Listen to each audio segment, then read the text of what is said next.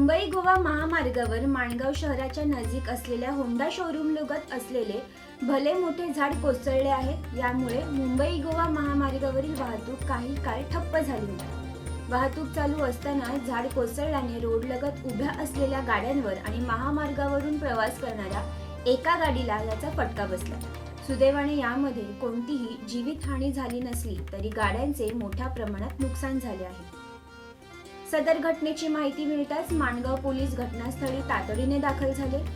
रस्त्यावर झालेली वाहतूक कोंडी नियंत्रणात आणण्यासाठी मशीनच्या सहाय्याने झाड कापून महामार्गावरून बाजूला करण्यात आले। विस्कळीत झालेली वाहतूक पूर्वपथावर आणण्यास पोलीस आणि आपत्कालीन सेवांना यश आले असून महामार्गावर प्रवास करताना नागरिकांनी सतर्क राहावे असे आवाहन करण्यात आले आहे। सागर डिजिटलच्या YouTube चॅनलला लाईक करा, शेअर करा, सबस्क्राईब करा आणि ताज्या घडामोडी नियमित पाहण्यासाठी बेल आयकॉनला प्रेस करा।